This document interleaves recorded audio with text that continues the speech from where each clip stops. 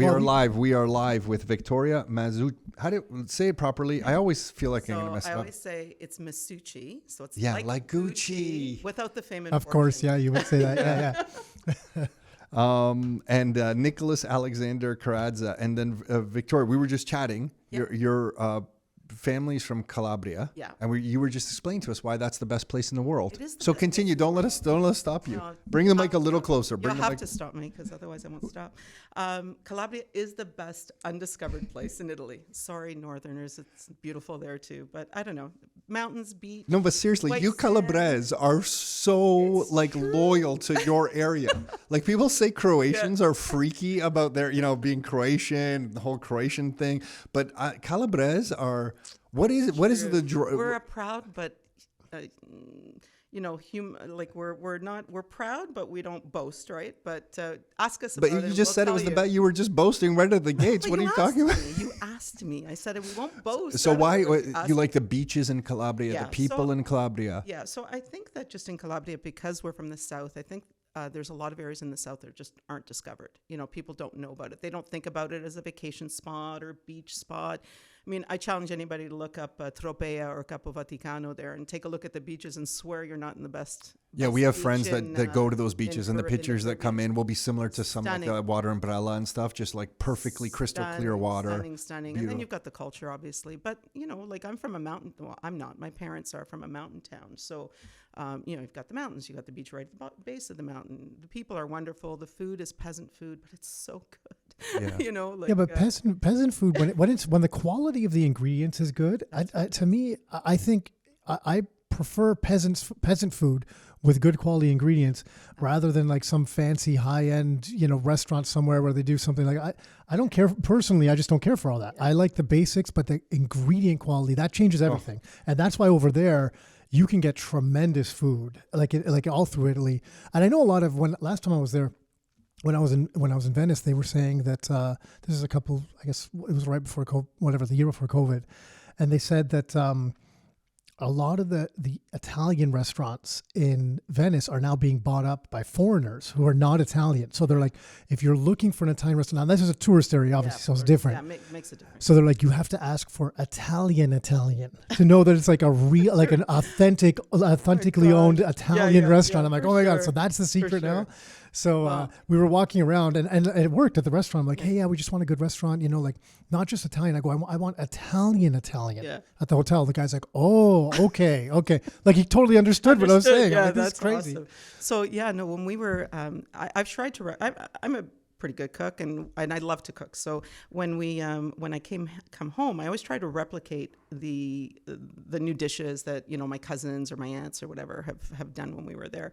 They're great about sharing everything. It doesn't taste the same. No, the ingredients aren't the same. It's the ingredients. Like you get olive oil here to get the quality of olive oil that they're going to get there. You just can't. Okay, I get it shipped. Yeah, and we have our ways to get good olive oil here, but people, I guess I've turned into just this weird olive oil snob because people here will be like, oh, I got this good olive oil, and I'm just like, that's not even, that is cut, that is not even pure olive oil. Yeah. Like, I don't know what that's cut with, but that's not olive oil. So I have a story for you from last year. So last summer we were kind of hanging, we went in October. I was telling Tom that we had a side trip to Sicily with the kids. We stayed at a resort near Cefalù. It was stunning, just gorgeous. As much as I love Calabria, Sicily is beautiful. Whoa, no, that's blasphemy right there. You gotta give viewers where whoa. It's still in Italy to be some Sicilian fair, right? listening to this. Yeah, but my Sicilians and Calabrese, yeah. that's serious.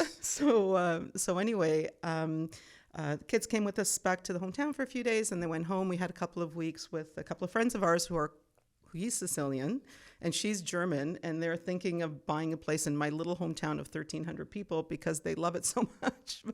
But in any case, so we were just kind of hanging around. It was quiet time, and I have an uncle, my mom's youngest brother, who's only 4 years older than I. So we have a long history. We grew up together, we teased each other like brother and sister almost, and my aunt, his wife, is actually younger than I am, so that's funny. But they were going to help out a cousin of theirs. He's a farmer, and he was going to pick beans. Like, well, we have nothing to do. We'll come, no problem. So the four of us No, three of us. Joe just didn't come. He came for lunch. Good job. Joe's not a Smart. farm guy. Yeah.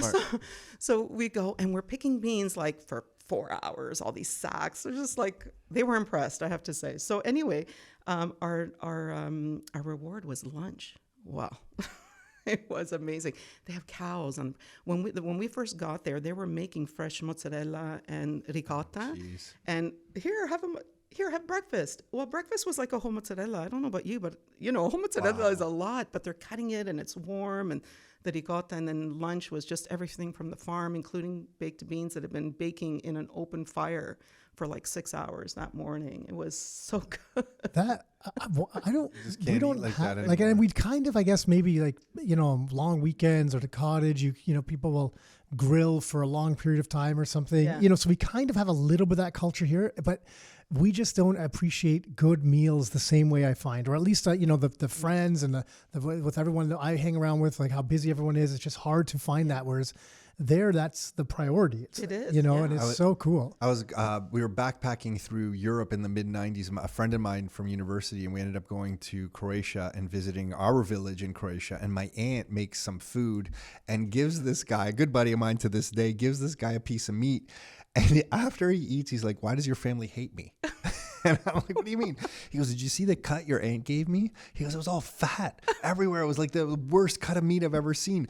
And I'm like, "No, you don't understand. They consider that the best cut because of all the nutrients are in the fat. The taste is in the fat." He goes, "They don't look at the lean cut of meat, like a top sirloin kind of cut. That's not like a thing. You want the fat. It's satiating, so you feel like you're full." And it's just so foreign to us in North America. But I'm like, no, she doesn't hate you. She doesn't give you the fatty cut because, she hates your guts or something. And also, if you look at the fat on a cut of meat there, it's yellow. Yeah. It's because it's a healthy fat. It's Exactly. not like a clear white Color's fat. different. Yeah, it's so different. And I think that's just something we've kind of lost the art of fine food here. Yeah. And if you have a half decent meal here in North America, you just kind of freak out. But over there, when we're there, fresh fish, I'm having liver, fresh fish, olive oil poured over everything, wine, olives. I mean, there's just nothing better. Simplest food that they take out for you on an impromptu lunch, and it's the best. It's better than anything. Yes, if someone like have slices here. us when we're there, some fresh prosciutto, like just freshly cut, and some cheese and some wine, you're happy. That's it. You're done. Just so happy. Yeah, that's it. A little bit of fresh bread there on the side. It's like the best. One of the restaurants that we go to regularly, we've gotten to know the waiter over the years. Yeah. And last year, he's like, "Look," so we ended up showing up. There's a lineup at this restaurant to get in. It's right on the beach, right? And so if the place is full, there's a lineup to get in. There's when he knows us coming, so there's a table ready for us. Yeah. There's two different wines are like waiting for us. We walk in from his village. He brings his prosciutto from his village and his cheese. Yeah. He just brought us a platter. He's like, "I got a surprise for you." So we just sit down. He brings us this platter, puts it down. We're there for a half hour eating all that before he even comes and says, "Okay, so do you want anything to eat?" And it's just It's crazy. When we were putting together our apartment, like after all the renos were done and then we were furnishing it. So we were going in my, uncle and aunt's like little car. How we got everything in, I have no idea. But anyway, and at a certain point during one of the trips, he says, "Oh, do you want to stop for a drink? It's like 5:00. They don't eat till 8:30. You want to stop for a drink?" I said, "Yeah, sure." We stop at a bar. We all order like an Aperol Spritz. It's the big thing over there for a number of years. And all of a sudden they're bringing food. And I said, "What is this?" And he goes, "It's apre-cena. Like, it's before dinner." Well, no, this is dinner. Yeah. Yeah, it's a great way of life. It was so good. My gosh. Yeah. And then at 8:30, it's like, "Okay, we're going out. Let's go." There's just something kind of peaceful. And like, I feel like I'm living over there. And it just feels like the momentum of the day is right. Whereas here, no matter what happens, you just feel rushed. Yeah. Like when you come back to North America after being there for a few weeks or, longer, whatever it is, you just feel like you're overscheduled. It's true. Like, okay, I'm going here. We're going to do this. Mom, drop off the kids here. Grandma, come over here. Everyone's kind of like operating on this like timetable, and it just feels like it's out of sync a little bit. Even when we first get there, we're kind of on North American time.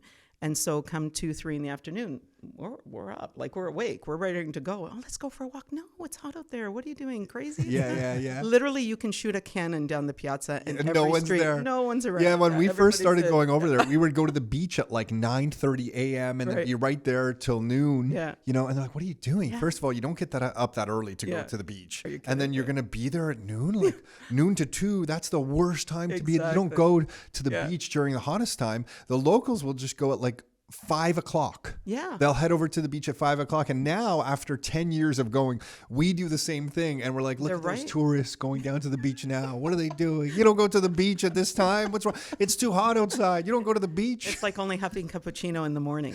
Yeah, exactly. We have one of those stories. Joe laughs every time. Yeah. That was a hard lesson for me as well.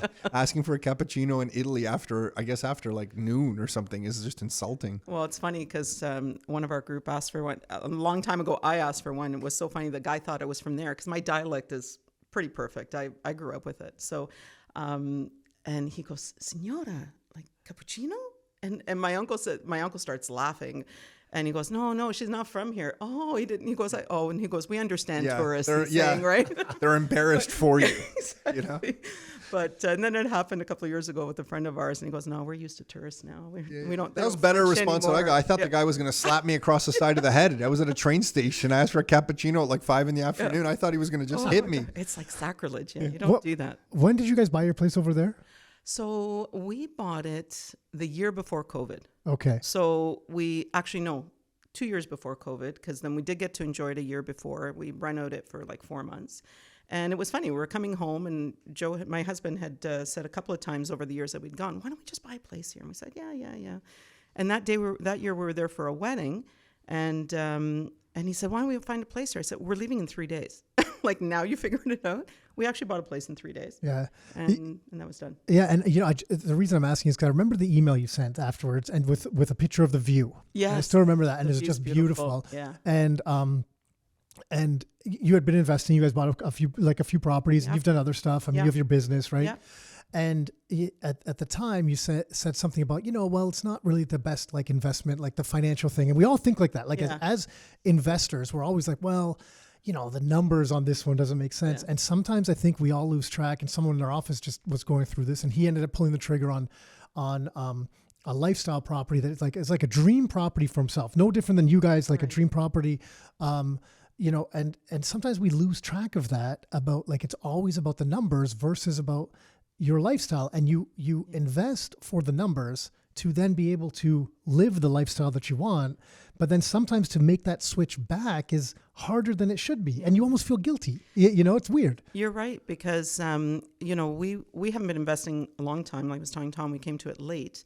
But when we were in that groove, it was like, okay, well, do we spend money on this? It wasn't really that hard a decision, but really, we weren't thinking that way for sure. And then it was like, the first thought that came into my mind, not that it was that overly expensive, it's like, I could put a down payment on another property with that money, right? Yeah.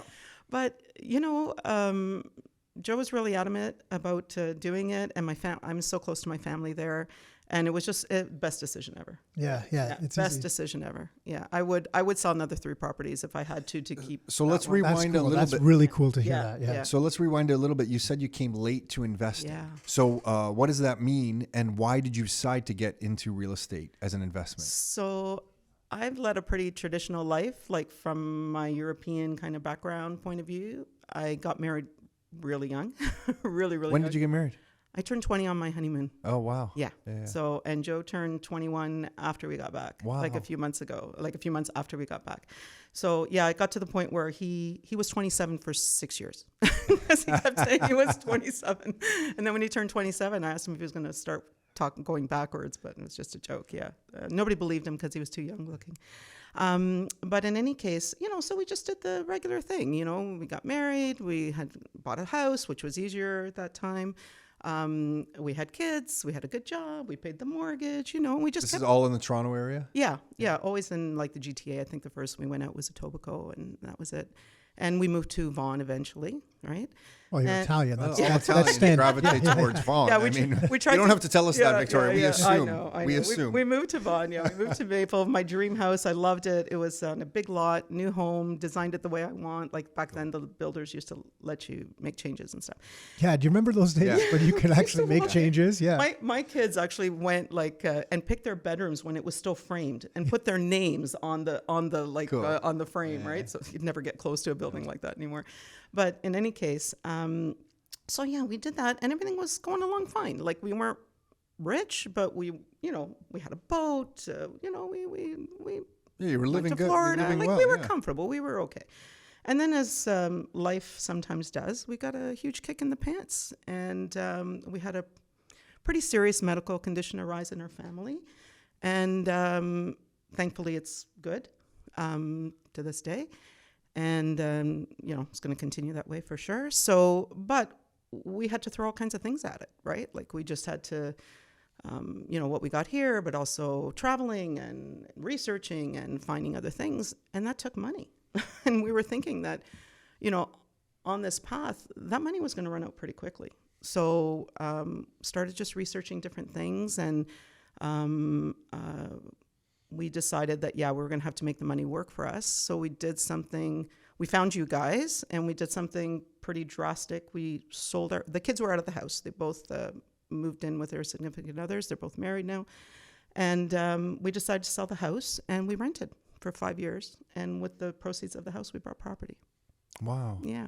And that changed our lives. That changed our lives. That must have been tough, though. That's the family home that your kids grew up in, that you guys designed, like as your custom home. That was a big move. 6 years later, I still haven't been able to drive by that property. Yeah. Really? Wow. Yeah. I'm in that neighborhood every once in a while, but I never drive by the street. And what do you mean? Oh, sorry. Nick. No, I was going to just say, but looking back, it seems like that's ultimately, even though you can't do that, the move was Best thing ever. Yeah, like it was so best thing ever. So why was it why was that?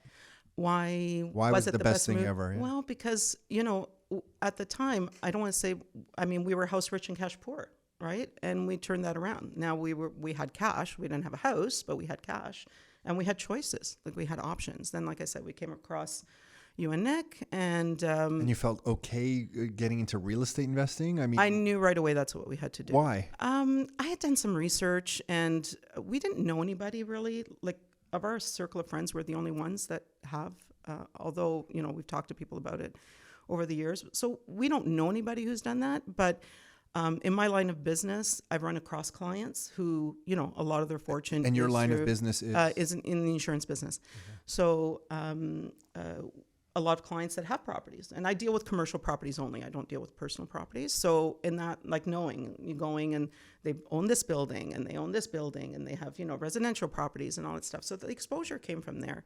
So the decision was that, we had to make the money work for us. And properties was probably the way to go. And so we needed an influx of cash because we knew that one property wasn't going to do it. So now how to invest it. Now we had the cash, not a lot of cash because we had debt. Like we had racked up some debt with all the stuff that was going on. And so just looking up, and I followed you guys for a while, newsletters and all that stuff. And then I So you thought we were a scam at first? Yeah, you're like, who are these people? Hey, we've been told a million times. Well, we're not Italian. If we were Italian, it would have been different. been, guys. yeah. Are they Once I found Calabrese out- or are they not Calabrese? Once I found out you were Croatian, at least. Yeah. No, actually, I'm very spontaneous. It was, but that was important money, right? So, and my other half, like Joe, is very, very conservative, right? So. I usually pull him out of something to do something, and he usually pulls me back and says, whoa, right? That's kind of the way that it works, and it works out really well. So finally, I think I'd followed you guys for 3 or 4 months. I said, I think we should go to one of their little meetings. And he resisted at first, and I said, no, come on, let's go. We'll never know. We'll walk out if it's not for us. So we did come, and here's a skeptic. So Joe's like a huge skeptic. We signed up as soon as the meeting was done. Oh, wow. So he was very And you drove convinced. over from there to our office, maybe in Burlington, Oakville? Oakville. It was the Oakville Yeah, location. it wasn't so Burlington. Oakville. So this is 2000. We joined Rockstar the end of 2016. Yeah, wow. Yeah, the end of 2000. So That was a commitment to get him in a car and drive him over to Oakville. Especially as a skeptic. He's like, what am I real getting skeptic, into? Yeah. So so we became part of members October or November of that year, and we're assigned to Mike, who's fantastic. And in February, we bought our first property, sight unseen. I told Tom, I think for 2 for sure, maybe even our third. All 3 were bought sight unseen. Your early one, for someone that's like with Joe being a skeptic initially, to go, a lot of people end up buying sight unseen, but most of them, like that we've worked with, most of them always, that's At later least the down first the road. one, at least the first one. Because they build they build a sense of trust with someone. They know kind of like, so in this case, it would be Mike. They build a sense of trust with Mike. They're like, okay, I'm good. We think alike, and then they kind of go down that path. And you guys just took that path from the beginning. Yeah. Was it because you were just busy with work, or? Well, very busy with work. Hit it off with Mike right away, and knew he had our best interests at heart. And I think the first 2 properties came within a month of each other. So I think one in February, one in March, and then another one later that year. And then I think the next year we bought 2. And that's fine. Can I interrupt you for 1 second? Yeah, so that was 2017. 17. So if you were buying in early 2017, this is interesting because that early in 2017 was when the market was turning. The market was very active, and then there was a number of reasons, but the main one people remember is they announced some changes to foreign buyers and stuff. But there was other changes happening too to take the froth off the market, and the market really kind of turned some prices down, turned a little bit more high end homes, not as much in the starter category. So it's interesting that you started at that time, because a lot of people would look at that time and be like, well, okay, I'm not going to start now. I'm going to pull back and wait because this is not the right time to start. But looking back now in 5 years, like, thank God you did. Yeah. Well, I think that I attributed that to a couple of things. Number one, we didn't know any better. We were new. Sometimes that's good. Sometimes that's good. Yeah, yes. Absolutely. And number 2, we just really knew we had to do something, like from a future perspective, we had to do something. And it wasn't any point in just hanging around and waiting and, thinking it over and whatever else. So we just jumped. And did you have a preference on what you were looking for, whether it would be area in Toronto, or was it just like, hey, the numbers need to work, the income has to be greater than the expenses, I don't care. Yeah. Was there some criteria? So the numbers need to work, obviously. Mike's input was always really important. Again, we were newbies. So the first 3 properties, actually maybe in the first 4 properties, were all in London, Ontario. Yeah, got it. But over the years, we've basically tried everything. Like, we've had student rentals, we've had straight rentals, rent to own. We had a commercial property that we had from before. We had a property in Collingwood that we bought before. We weren't in investment mode. We still had the house. We were going through stuff with this family situation, and a cousin of Joe says, "Oh, they're putting out these new places out in Collingwood. He already had a place there." Goes, "Come and look." And I don't know, for whatever reason, he jumps at it. I'm like, "Who are you? Like, this is not you." And I said, "We don't need another house. Definitely not investment minded." You see now, like, I'm totally, you're totally if there was flipped. a number bigger than like 180, I would. Well, give now it you're to buying you, in Calabrian. Yeah, exactly. So anyway, we go out. His parents had a cottage. We had to help them out with something. And on the way back, and I'm saying, "We're just looking." No, we didn't just look. We bought. And that's when I said, if we don't use this, this is going to be a rental. First word I've ever said that out of my mouth, never even thought of renting out anything.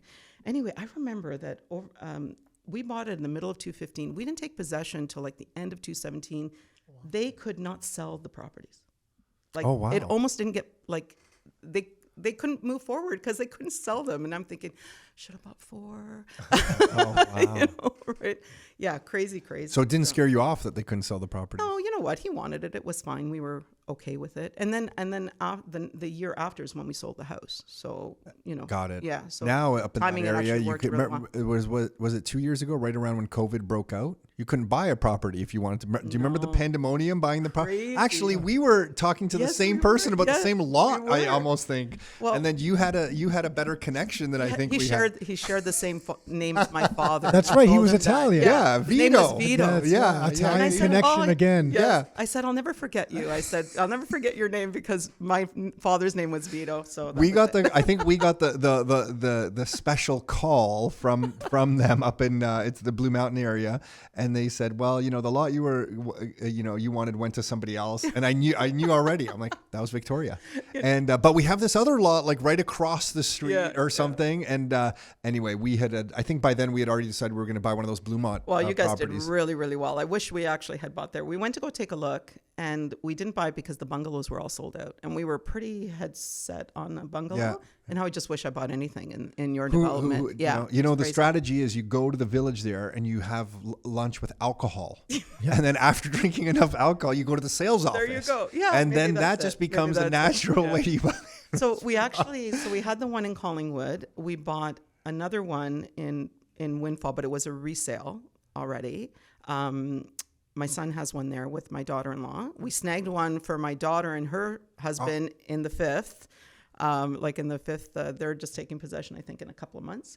And the one that we bought was a semi that backs on there because it was supposed to be, because, we're saying the lot is nice because the view is nice, but it's not like a private, like quiet lot, got it. right? Yeah. Very convenient. We walk. But you're looking at your direct exposure to the South you Base see the Hills skiers, there. you can see them, and we walk like to the mountain and stuff. But it was supposed to be a rental. It's not right now. Yeah, you got it. I think that's happened to a few people up there, to be honest, right? Yeah, it's not right now. I don't know how long it won't be. I said, well, okay. We're curious how we're going to use ours. We're like, will we use it, or will we rent it out for periods of time? We're kind of confused. But my brother and sister-in-law are moving there. Like they're moving to the area right there. Yeah. So they bought on the same street we bought on. I can't remember. I beautiful think area. maybe you know that, but or not. But so it made the decision a bit easy for us too. Sure. It's like, oh, if they're buying here and they're going to live here, it's like I told Miriam, I'm like, great, you're my property manager. So Yeah, make there sure you the go. grass is watered. Check the house. It's funny, between those two developments, there's and they're not that big. I mean, there's a number of homes, but there's probably 7 or 8 different Rockstar members that bought That's properties awesome. up there. We're definitely have to get together. It's really cool. Oh, we're roasting yeah. pigs there on the driveway. Like that's I've cool. been saying this for a couple of years. We're having a pig roast on the. Is it on the drive? Gotta bury it. Yeah, well, it's on the driveway because I figured the backyard will be mud. Oh, okay. Yeah. Oh, that So early. on the That early. gravel. Like, Not we have even we have a next year. yard we can use, right? No, Like, I'm just thinking the driveway, but I was actually thinking about this because I feel like some of our neighbors are from Toronto. I just get this impression by You're some going of to the. have to invite them. Yeah, we're gonna put some flyers out because I'm like, hey, listen, when you see 2 pigs being roasted on the driveway, don't get They're gonna be scared. like, But who are these- secretly, I'm actually trying to scare them. They're going I'm to put their house for sale. You're gonna think, who are these village people eating peasant food? Especially if the Rockstar members that come to mind who also own up there come there. Honestly, we have Rockstar members who are going to come to this pig roast. Also, there's about, 15 other people that we happen to know in the area. Yeah. So if everybody comes to this thing, it's going to be a little bit of a disaster. Yeah, your neighbors are selling. Yeah. Well, there's already a couple. Okay, I'll buy it. Yeah. There's already a couple we know that went up there and took a picture of them urinating on the lot. Yeah. So Oh, that's my the type God, of. our lot. that's hilarious. Yeah. Oh, now I'm going to have to You'll do know. something. We won't Sorry. say. We won't say the But you gotta names. tell me which They'll one know it when is. they listen Yeah. to this The afterwards. house is up now. But there's no drywall inside. It's just studs. Oh, They're like, gonna- here, guys. Here's what we think. Yeah. Oh, I'm definitely going to have to leave. The you. house is Yeah. locked down. For anyone listening to this, the house is locked down right now. But so Victoria, so you buy these houses, you do 2 or 3 sight unseen. So Yeah. how does this work? Mike DeSormo is a member, forever He's a member. terrible. Never use it. Yeah. I'm like, He's busy enough. Stop Yeah, talking yeah, to him. Yeah. so he calls you and he says, hey, I found this thing. The numbers are what we discussed. And you're just like, okay, proceed. Yeah. Do you do a home inspection? Because I know sometimes we can't do home inspection because the market's so hot. He did. So he did a home inspection. So Yeah. you got a home inspection. That's great. Actually, that one we didn't do. Sorry, it goes back a while. So much has happened. Sure. In between. That one we didn't do one because it was a client of his already.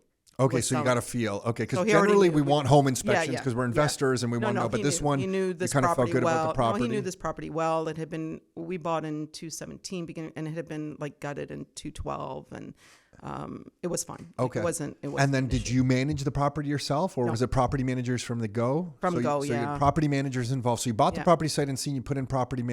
So did you ever see these properties? I'm just trying to figure out when you got exposure. So the first one we have seen because Okay. we went. It's a student rental, so between like that time where they flip that next year, Okay. we did see that. We did see it. Okay, that's By good. then So we you had bought knew you another bought one. something existed. Okay. We bought another one, so we took advantage, and we went at the end of April and saw them both, or beginning of May and saw them both.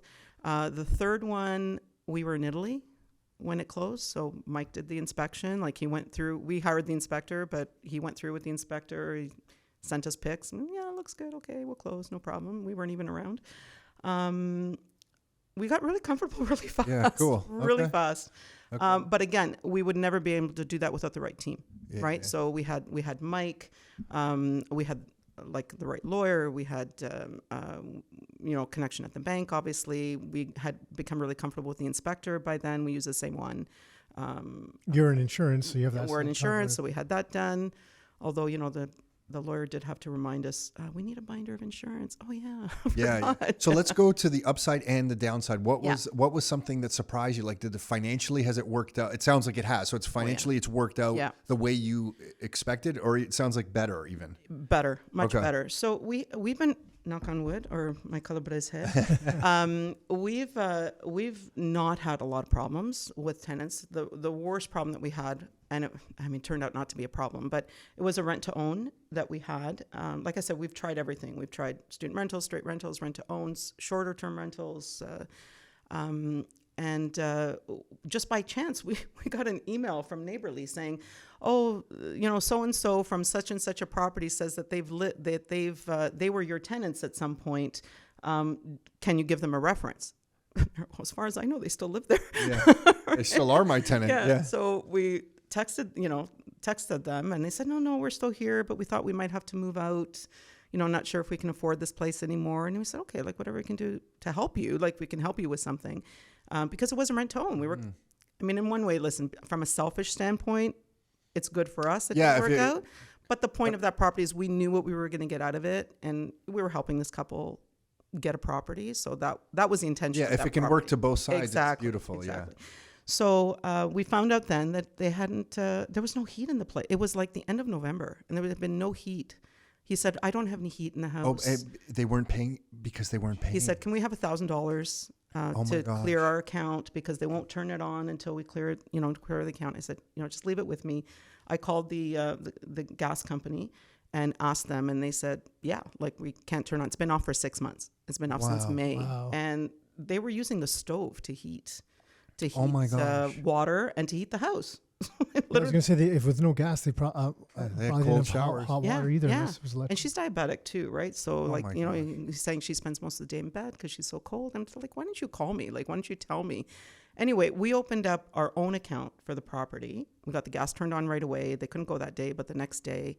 And basically we now send them the gas bill every month, and they tack it on to the rent. They're late sometimes, but they're, But it works. But it works, right? It works.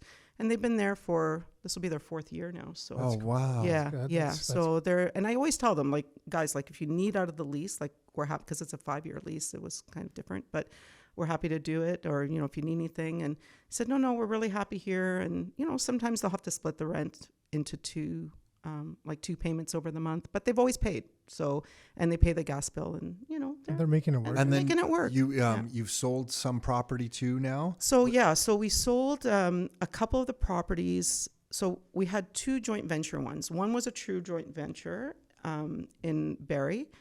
Terrific joint venture partner. He was great. And especially because we got out of it early, and I'll say it why in a minute. The second one we bought with my brother-in-law and his brother-in-law, because we wanted to introduce them. He's married to my sister. So we wanted to introduce them into real estate, but they were too nervous to do it So on their this own. gets them to dip their toe in the So we water. bought with them, but the intention was always for us to get out. So last year we said, "Are you guys ready? Take it over. We've been doing this with you for 3 years now." And they were. So they bought us out. Oh, So that was cool. fine. But that was always the intention for that property. The joint venture, it was a great property in Barrie. It was a duplex. I think Mike brought one of his clients to see it.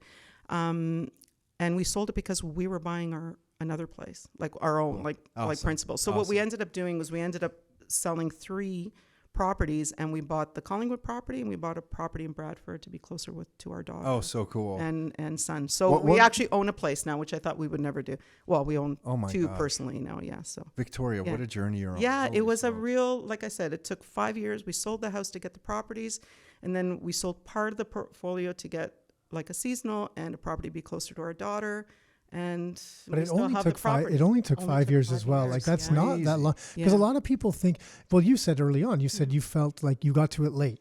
Yeah. right? And a lot of people, because I've seen people, at 50 or 55. Well, yeah, we and- were almost mid-50s, like yeah, 53. and they're like, it's just too late. And I'm Yeah. like, yeah, I get where you're coming from, but I don't know how long you think you have, but you probably have a while, and which means it's not too late. Yeah. It doesn't take that long, which is cool. Yeah, the way that I've thought about things for a long time is, you know what? 10 years is going to go by anyway, Mm-hmm. right? 5 years is going to go by anyway. A quarter century is going to go by anyway. So you might as well try and do what you think you need to do. What to made that get joint there. venture partner so good? You said he was wonderful. Why? Yeah. He was, number one, he knew what he was doing. He was very experienced.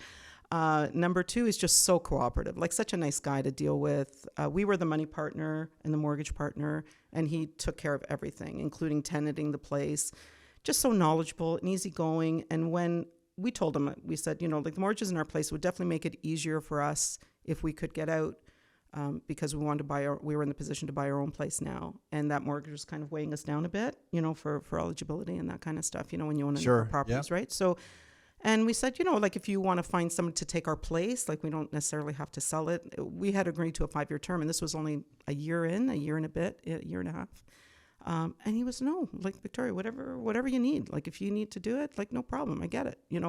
A house is a house, a property is a property, but a house is really important. And we just sold the property. And wow. Yeah, he was fantastic. Yeah, Rare. Yeah, rare. Most times you get into guy. people get into quarrels. We became friends too, like over the time too. So, we haven't seen each other much because of COVID and stuff, but we always say that it feels like we've known each other for like 100 years. So that's very cool. Yeah, just a great guy. Yeah, great guy. Sometimes on joint ventures, you'll have like a repair that needs done, and people start arguing whether it needs to be done or not, and money gets involved there, and it gets a little squirrely. Now, having said that. And again, the one with my brother-in-law went terrific as well. Like, no issues there. He's a great guy as well. I don't know that I do another one. Not because, it's great if you want to scale up and that kind of thing. But I've just found over the years that I want a lot more control over my stuff. Yeah, well, I think we're like that. We don't really like doing joint ventures. Yeah, we've done them in the past with other investors. And I guess between us, our stuff would be considered. I don't think of it that way. Yeah, I almost look at it as like with the stuff we do together, it's almost like one entity. Yeah, right? Yeah. But joint ventures, we generally don't really like. We don't want the hassle of like having to explain to somebody, we want to sell or we should make this repair. It's like I just want to do things my own way. Yeah, like we have a joint one with our son, for example, but that's like you different. said, it's different, Yeah. right? Like we're used to them even in the business. We're used to working with them. Oh, and the other thing we did, like, because you kind of think out. I figured out that even though I'm a traditional person in lifestyle, I don't think traditionally anymore. Maybe in my 30s and 40s I did, but in my 50s and 60s I don't. I'm always told that's like, your brain ever stop? No. It doesn't slow down. It doesn't turn off. It just keeps going, which is probably why I don't get a lot of sleep. Because all of a sudden we'll be in the car and I'll say, oh, I just thought of this. What do you think of this? Like if we do this, or I don't know, if we turn that around, or, we put this in a corporate name and we move this, from our personal. And then anyway, so what we did was we did a couple of things. We did one, when we saw last year things were really, really good. We figured there's got to be a downside coming at some point. So we refinanced a number of the properties, and we just have a stash of cash. So we were saying, let's put it aside, just wait for an opportunity. I think that opportunity is here, just about here. Actually, we did 3 things. So we did that. We did, I got involved in stock options, which is unusual for me because I got burned in the stock market, I don't know, maybe 10 years ago. Not big, but I didn't like it. And Joe hates it. And when we were in Italy, I found out about this course and I went, I think I'm going to take it just because I think I'm not going to like it, but I'd hate not to take it. To learn, and yeah. I'm a big, like, I'm all about, is there another class course? Yeah, sure, I'll take it, no problem. We came back from Italy, signed up in Italy. I took it and I fully expect to say I'm not doing this. And within 2 hours, I'm saying, oh yeah, I'm doing this. And started really small and got bigger. And like, my husband's just saying, like, just be careful, just be careful, just be careful. I don't like this. I don't like this. And I guess over time, it just proved to him that it worked the way that I'm conservative in it. I'm not like a Yahoo when it comes to that. I know, that money is important to us at this stage. So to the point now he says, do you think that maybe we should put some more money in that account? Yeah. Oh, wow. Good yeah. for you. Like totally opposite. So we did that. And that's been, along with real estate, that's kind of been the second game changer for us. I got into Bitcoin. I'm trying to buy more, but it's like, again, I have to ease Joe into Throttle it, right? yourself. Like, come on, no, don't worry. It's not what you think it is. Anyway, so into Bitcoin. And then the other thing we did was we decided that since things were blessed, that things were going well for us, we didn't want to wait until we were like a lot older and our kids no longer needed our help or money to help them, like to hand over some wealth to them. So about 4 years ago, we started the process of successing our business to them.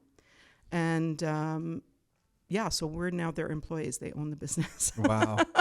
and the wealth that's built in that business is now theirs. And how did you come into that business? Has your life always been in the insurance business? How did that? Fell into it. Absolutely no. And started a business out of it? Yeah, a few years ago. So just after we got married, I was in the banking business. Actually, both of us were in the banking business, and I hated it. I had a manager that we used to call the Dragon Lady. Anyway, I won't go into that. But anyway, she was very harsh. And when I actually got assigned to a different branch, and she said no. So she didn't let me go. Anyway, about a year later, a friend of mine, an older gentleman, said, you know what, I think you'd be really good in this business. He goes, I've been doing it for a lot of years. You should try it. So I handed my resignation, which she didn't accept. And I said, well, you cannot accept it, but I'm leaving, so it's okay. Went and took like literally a 2-week course at the time, passed the exam, got a job the next day, and started working insurance, never even knowing what an insurance policy looked what like. age were you? Things were definitely different. 20, so it was the year 21. Okay. Yeah, so I've been doing it ever since. So it's 38 years. Yeah, 38 wow. years, yeah. So it just kind of progressed. I mean, listen, it gave me a good job. I didn't have a college or university education. That came later. But to start, I didn't have one. And so it gave me a good job. It gave me a nice little paycheck. I took a pay cut to go to insurance from banking at that point. And that was tough when you're paying a mortgage.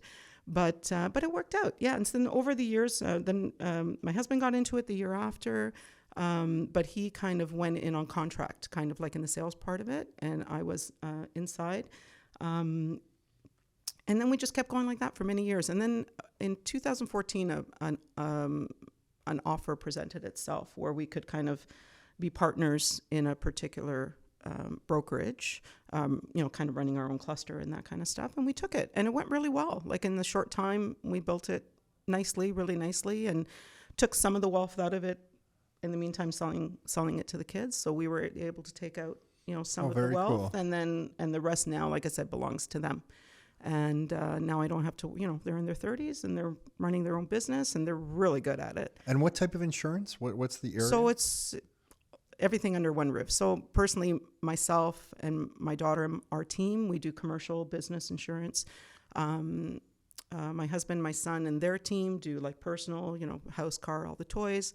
But we have surety, bonding, all kinds. Oh, wow. And everything's under one roof. We may not necessarily do it ourselves, but there's definitely. And what's the name? If someone wanted to reach out to you guys? Yeah, it's Oracle RMS. Oracle RMS. And yeah. the website is? OracleRMS.com. OracleRMS.com. Yeah. And then what have you learned? So now you went into real estate. You started this, you kind of got into this business. What on the business front, yeah. Your mind, you said, just doesn't stop. So now you have real estate. You were talking about the stock option. Now you have your own business. Have you driven yourself totally crazy? I'm yet just thinking about the last 5 years. And it's been intense. It seems like, or what was 5 or 6 years from when you sold that house to this point. You guys have. You've been busy. But it's really interesting because it's like you laid the foundation for a period of time, and then you were just able to make a couple changes and then build on that foundation. Because without everything you guys had put together up to that point, it wouldn't have been possible, right? So it's really interesting that way. But sorry, back to Tom. I think back to your question. How have you managed it all? That's a lot going on. It's been a really busy 5.5 years for sure. Like sometimes, like we'll look at each other and saying, "Oh my gosh, we just can't take on anymore." But we do. And I mean, I don't want to stop. Like it's exciting to me. It's fulfilling and satisfying to me, but it's also exciting to me. My husband just says, "Oh, you go. Don't just tell me what to do. I'm fine. Research it. If it looks good to you, let me know. Just do it." But not to the point now where, I'm going to be 60 next year. A lot of people these days like retire and slow down. I don't want to slow down. Mm-hmm. I may retire, but I'm not going to slow down. So, I've joined a mastermind group because I want to see what the next level can bring. I want to learn about Web3. these are things that I didn't have the time to do when I was in my 20s, 30s, and 40s. And I feel like I just want to do them now. Right? That's cool that you do that, because a lot of people will slow down and they almost use age as an excuse as why it's okay to. And I think that causes you to, once you check out that way, I think it causes you to slow down in more ways than one, and not necessarily in healthy ways. Yeah. I think mentally and physically, once you've decided that you're like, well, I'm just like retired now, so I'm just going to live this retired life of doing very little. I don't know if that's like a healthy way to look at things. You can be doing other stuff or doing whatever you want, but I feel like there's still an opportunity to whether it's learn or just experience new things or just experience old stuff over again, whatever it is to, I think you have to still you have to use the mind, use the body, all that type of stuff. Yeah. At this point, you know, our kids are settled, they're fine, they're good, we're good, thank God, and, you know, healthy. I mean, my next big journey is my own health. I feel like all the stress and the busyness of the last few years have kind of put, you know, what I consider my health on the back burner. So that's a big thing for me now. Started working with Dr. Cowan at Phenom. Yeah, he's great. And, you know, so just starting that journey. So that'll be a big journey for me. But on top of everything else, yeah, like I just got to keep going. Yeah, wow. That will be it. Going down the health journey is like this rabbit hole of like nutrition and supplements and your own blood work and digestive system, hormonal systems. Like that's a whole other rabbit hole. I have a testing kit in my freezer. Do you? And a 3/4 drink smoothie in my car. Yeah. Once you start going down that rabbit hole, because I had done none of that until I was like 39, and Nick finally said, "Hey, let me drag you to the gym," because I was complaining of energy. So I have him to thank for that, because I wouldn't have gone. Yeah. And he dragged me into that, and then that led me into nutrition. And it's a year. It just takes years of like figuring yourself out and how your body works. Yeah. I was going to say, what, like, you know, I guess I'm trying to say, I don't wish health issues on anyone at all, right? It's obviously a bad thing. But what % of what you guys have done do you kind of equate back to that happening and you guys having a little bit of a fire lit underneath you? Like, did you guys make those moves? Partly there was a financial reason. I get that. Mm-hmm. Was there a part of it too that was like, you know what? Like because there was a major health issue, life's short. And if we're going to do this stuff, we need to do it now, because you just never know, right? Did that play into the equation at all? It did. I think obviously that situation lit the fire, but I think it just made us realize that we were on autopilot for so long. You know, I mean, listen, we had a good life. We did. You know, at one point we had a big boat and the kids loved it. We spent 12 years boating. It was great. We got out of it not because we had to, because it was time. You know, it was done. We did it, been there, done that. Made a great group of friends, which we still, you know, travel with and stay with and, you know, see now. Kids have great memories. But, I think we just realized that we're just on autopilot for so long. It was easy to take that road, right? Like it was easy. And that's why, you know, when some people say, well, you know, you guys got lucky or whatever. Yeah, we did a little bit, but you also have to be willing to make the tough choices. Our big tough choice was leaving the house. I'm telling you, I cried for 2 months. Like every night I would go upstairs into the room because I didn't want my husband to see me. And I would go upstairs. I said, oh, I'm tired. I'm just going to go to bed early. And he knows, like, I'm a night owl. Energy is not my issue. So he would come and check and he goes, you know, are you okay? And I went, yeah. And then I think after a few weeks he goes, are you ever going to be okay? And I went, yeah, I'm going to be fine. I need to get over this. Right. But like I said, it was the best thing we ever did. Like I just had to make that separation. And now, I mean, we have a beautiful home now. We have a beautiful seasonal now. But I told Joe, like, I'll never have that same attachment. That was just an attachment. My kids grew up there, all the memories. Yeah, the memories. I could see that for sure, yeah. But now I said, like, hey, like, in December, when everything was really high, like November, December, the house that we've owned for a year, I said, do you want to sell it? Like, now it's like, let's just get rid of these things. Yeah, we'll make a ton of money. He goes, where are we going to go? I said, we'll rent. We've done it before. What's the difference? He goes, I kind of like it here. I do too, but it's just a house. Like now I've completely changed. Like really now, like I call myself the nomad, right? It's just practicality now, or it's just a place to live. So very cool. It's funny. It's almost like you need your back put against the wall to take some action to get yourself out of autopilot. And I think some people are maybe lucky that they don't have those moments in life, but then the result of that is sometimes they're in autopilot. And I think for me, if I look at the way I freaked out in the corporate world, that changed my whole life. Like I was literally freaking out. I couldn't go to the job anymore.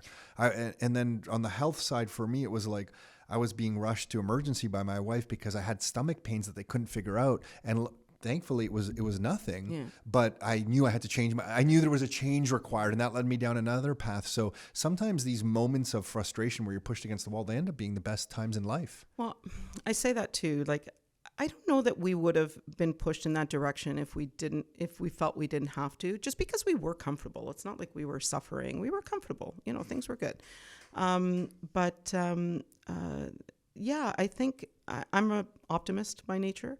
And I just think that you can find a silver lining in just about everything. And that was our silver lining. Yeah. Was it tough? Yeah. Like, was it the whole situation, selling the house, dealing with this medical condition? Like, was it tough? Yeah. But so much has come out of it. Like, financially, family, we're always a close family, but we're even closer now, like ever. Like, our kids are our friends. Like, kids like to be with us, travel with us. Oh, when are we going? Let's go here. Let's do that. What do you think? And it's, Oh, how cool. Yeah, like our son and daughter-in-law, my daughter-in-law wants to take our son to Hawaii for his birthday. And first thing is, you guys want to come? It's like, we're leaving for Italy 5 days later. I don't think we can, but otherwise we would be there. Like, it's just, awesome. It's great. Yeah, so it's good phenomenal. And so you're going to Italy this year? We are. When are you going? End of July. We'll go for a month. Yeah. I have to come back because I have my... we have my 90-year-old father-in-law living with us part of the time. So we share between my brother-in-law and sister-in-law and myself. Got it. So we can't spend any more time because a month September is 1st, a he's month with is us. a nice break. Yeah. That'll be the weather's going to be hot there. Really hot. But you're up in the mountain. You said we're in the mountains, so it's a little cooler. cooler. At night cooler. it'll cool down. There's right? actually a place. It's called the Commune.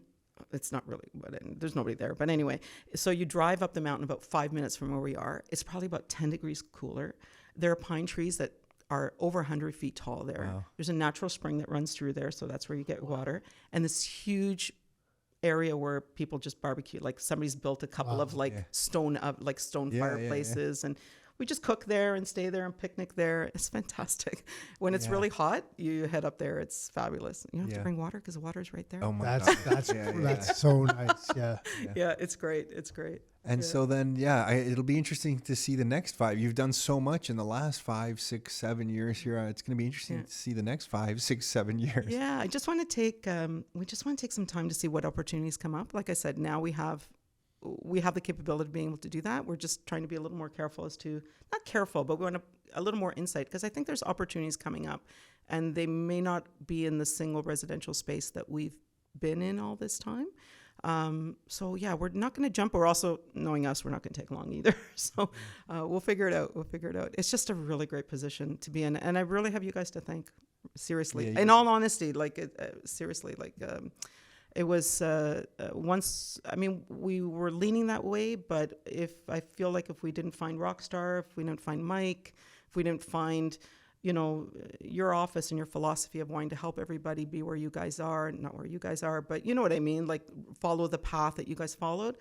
I don't think we would have been as successful or as confident, because confidence had a lot to do with it. Yeah, and I think that's some things between each other, what we can share to give people confidence. Yeah. It's not, you're going to be successful at whatever you're doing. Look at your whole life, Victoria. But sometimes if you meet someone who has some more information that you have in a specific area, it can give you the confidence to act. Yeah. Right. And I think sometimes that's what we're able to do. I mean, thank you for sharing. Yeah. But the group as a whole, like, first of all, you guys are the ones that actually did it. Right. So there's obviously that. But I think it's also just the group as a whole that provides the confidence, because it's not just like, these two guys that are saying something, that maybe there's some kind of, something to put on that. But when you see a larger group of people doing it, then it gives you the confidence even larger, because there's this larger kind of network of people that becomes like a support network when everybody's going through their real estate pain of some sort. You can also just vent with other people, Yeah, but somebody had to put that together, right? Like, I know certain things that we put together on a smaller scale. Yes, it grabs a life of its own, and it's terrific, and you're proud of it, and you're happy about it. But somebody had to put that together, right? Yeah. And you guys were the ones who did that. Yeah, those first 5 years were torturous. I'm not going to joke. Only because you had to put up with each other. Yeah. Looking back now, those first 5 years of building Rockstar, I'm like, what the heck were we even thinking? Because we were so like, I don't even remember this is going to work. Yeah, because ignorance is bliss sometimes. You said it best there. We didn't know. So you just keep building, but we didn't realize how long it would take to build and how much work it would be. Yeah. And it's just a blur. Like It's a I blur. don't even know what I did those 5 Oh my years. gosh. You I barely know? remember those years. Sometimes I go back to Carol and I'm like, Carol, thank you just for everything you handled during those years, because I can barely remember what was happening. Leaving at 5 a.m. We were doing stuff till like 11:30, sleeping. I remember getting the old espresso, the old style espresso machine, stovetop espresso. Yeah, yeah. And just making Oh espresso. God, those are staple. In Yeah, my yeah, mother's yeah. house, Making so those yeah, at like yeah. 8 at night because Yeah. I'm like, I need to keep going here. I need some espresso. So our son is a real like coffee aficionado. Oh, like Tom. Oh my God. I call that snob. Yeah, he is. He'll say it. He will. No, you know what's a good coffee and what's not. That's all. No. He's at a whole different level. He imports his raw coffee beans. He Oh, roasts he his own ro- coffee oh, beans. wow. He grinds them to a certain. I can't tell you the machinery. Half his kitchen is coffee. So he's stuff. roasting them at home. Roasting them at home. He's got all these like I don't know tubes. I don't even know what they are. Wow. That smell has- it must be nice in the house. He has a so he can take it with him. It just folds into a pouch like this, and it's a pressure espresso maker. Yeah, I know the type. Yeah. So, but I it's used got to like have- this little gauge, so you're sure it's at the right Oh, pressure. wow. Oh my God, he's just too I much. used to But have he does this- make excellent coffee. So I used to, but the peak for me was having this AeroPress that I would press my own coffee while we were traveling. And a bunch of us went to a conference once. And I think I feel like we were in Mike's hotel room. Do you know what I'm about to talk about? I was making this coffee. And at that time, we were in this mode of putting coconut oil and butter in our coffee. Right. And we were shaking I it up. did and that for a while. Okay, Yeah, and we were all like addicted Bulletproof to it. Yeah, we were coffee or so something. addicted to this Bulletproof. stuff. And Mike was getting addicted to it. I'm like, Mike, I just made you one. And he grabbed it. And I guess he thought it needed to be, he'd need to shake it up a little bit more. He started shaking it. The thing explodes. Oh, no. The hotel room's all white sheets on the bed, just coffee, just like literally wall sheets everywhere. And it's just like that person who took care of the room was happy with you. Oh gosh, it was awful. I forget how much we tipped and helped out, and it was a brutal. And then I think it was like Ruben or whatever ran to the washroom to dump the coffee. That's what I thought And you then were the gonna say coffee the first beans, time. the coffee beans got stuck in Oh, the no. sink, and then they flooded over. The sink started overflowing in the bathroom. Those are just and a mess. It was a disaster. I don't drink the it was coffee, so I had nothing. I was a good observer. I was just laughing at these guys. disaster. I forget You calling would have for been dragged in anyway. Yeah, You know that. yeah. We just admitted that we're this is all our fault. What do we have to do to fix this problem in this room? good. It looked like a war zone. Kidding. It's a disaster. Yeah, even you guys tipped the guy that had to come out and clean the trap out of the sink Yeah. for all the Yeah. with all the It's coffee like, grinds. what's in were here? there. We're like, oh, it's coffee grinds. He's just looking at us like, what are you guys doing? Yeah, 'cause who knows what he thought it was? Yeah, for sure. Yeah, what did you guys put down this Coffee thing? grinds could look like a few Yeah. things. Anyways, Victoria, we thank you, and you've come out to some of the bigger events that we do and the VIP events that we do, and supporting everybody and talking just the way you are and the energy that you share with everyone. So thank you for being part of this journey, because we're thank part of you it guys. together. Yeah, we thank like you. accidentally met like this. Yeah. And it's like our paths continue on, and the next step will be having a pig roast Yeah, up in there you go. Collingwood. Silver linings, lots of them. Yeah. on the driveway, not in the backyard, just to upset as many neighbors as If I possible. find it out where sounds you like. live, I'm leaving you something. So- Yeah. You're good. Yeah. You'll find out. So can many walk people to have your already place. found out which Yeah. lot we are up there. So anyway, Yeah. thank you. Thank you so much for inviting me. This was really nice Yeah, to sit thanks, and speak Victoria. with you guys. Thank you. Take care. Hey, thanks for tuning in. You can find every new episode of the Your Life, Your Term show on all the major streaming platforms. So Spotify, iTunes, Google Play. And if you'd like to get free copies of some of the books that we've put together, like these right here, or some of the reports that we've put together, like these right here, you can find all of those at www.rockstarinnercircle.com. That's www.rockstarinnercircle.com. That's it for now. Until next time, your life, your terms.